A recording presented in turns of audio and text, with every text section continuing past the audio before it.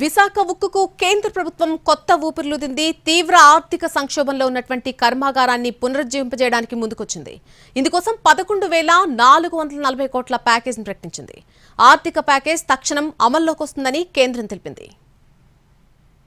ఎన్నాళ్ళలో వేచిన ఉదయం విశాఖ ఉక్కును తట్టిలేపింది. తీవ్ర ఆర్థిక సంక్షోభంలో ఉన్న ఫ్యాక్టరీకి కొత్త ఊపిరులూదడానికి కేంద్రం ముందుకొచ్చింది. నష్టాల ఊబిలో ఉన్న ప్లాంట్ పునరుజ్జీవం కోసం 11,440 కోట్ల రూపాయల ప్యాకేజీని ప్రకటించింది. ఇది తక్షణం అమల్లోకి వస్తుందని కేంద్ర మంత్రి అశ్విని వైష్ణవ్ అన్నారు. ప్యాకేజీ ప్రకటించిన సందర్భంగా స్టీల్ ప్లాంట్ యాజమాన్యం, కార్మికులకు ఆయన శుభాకాంక్షలు తెలిపారు. త్వరలో 2 బ్లాస్ట్ ఫర్నేసులు ప్రారంభమవుతాయని, ఆగస్టు నాటికి 3 బ్లాస్ట్ ఫర్నేసులు అందుబాటులోకి వస్తాయని కేంద్ర మంత్రి చెప్పారు. ముడి సరుకు సరఫరా కోసం ఎన్ఎండిసితో కేంద్రం చర్చలు జరుపుతోందన్నారు అశ్విని వైష్ణవ్. RINL के रिवाइवल के लिए 11,440 करोड़ रुपए का पैकेज कल कैबिनेट की CCEA में अप्रूव किया है। ये बहुत बड़ा एक रिवाइवल पैकेज है। RINL देश के स्टील सेक्टर में एक बहुत इम्पोर्टेंट कंपनी है जो कि आंध्र प्रदेश में स्थापित है और ये यूनिकनेस है इसकी कि ये पोर्ट बेस्ड स्टील प्लांट है। इससे RINL के फंक्शनिंग में इमीडिएट इम्प्रूवमेंट आएगा।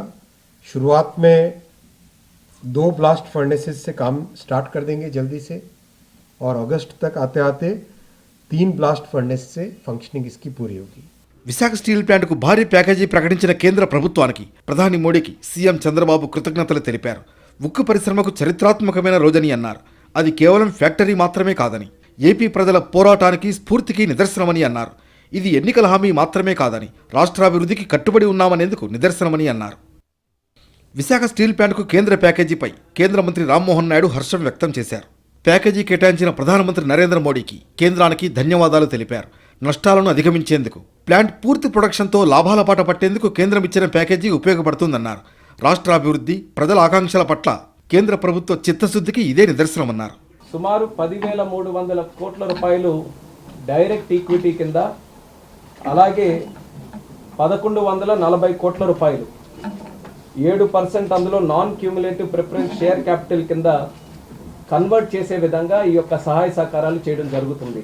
దీనికి ప్రధాన కారణం ప్రధానమంత్రి నరేంద్ర మోదీ గారు అయితే, మరొక పక్కన ఇది ఇంతవరకు కూడా తీసుకొని రావడానికి గత 7 నెలలుగా ఆంధ్రప్రదేశ్ రాష్ట్ర ముఖ్యమంత్రి వర్యులు నారా చంద్రబాబు నాయుడు గారు కూడా ఎప్పటికప్పుడు ప్రధానమంత్రి గారిని కలిసినప్పుడు ఇదే ఒక ప్రధానమైన ఎజెండాగా దీన్ని ప్రస్తావిస్తూ దీనికి సంబంధించి న్యాయం చేయాలని ఎన్నో సందర్భాల్లో కోరడం కూడా జరిగింది.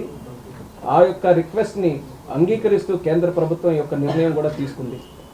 రాష్ట్రంలో ఎన్డీఏ కూటమి అధికారంలోకి రావడంతో స్టీల్ ప్లాంట్పై ప్రత్యేక దృష్టి సారించారు. కేంద్ర ఉక్కు శాఖ మంత్రి కుమారస్వామి ప్లాంట్ను గతంలోనే సందర్శించారు. ప్లాంట్ నిలదొక్కుకోవడానికి 18,000 కోట్ల రూపాయలు అవసరమని నేతలంతా ఆయనకు విన్నవించారు. ఆ తర్వాత కొన్ని రోజులకే కేంద్ర ఉక్కు శాఖ ఎమర్జెన్సీ అడ్వాన్స్ ఫండ్ కింద జీఎస్టీ చెల్లింపులకు 500 కోట్లు, రా మెటీరియల్కు సంబంధించి బ్యాంక్ అప్పుల చెల్లింపులకు 1150 కోట్ల చొప్పున 2 విడతల్లో సాయం చేసింది. ఈ క్రమంలోనే దీనిపై విభిన్న కోణాల్లో చర్చించిన అనంతరం కేంద్రం ఈ భారీ ప్యాకేజీకి ఆమోదం తెలిపింది.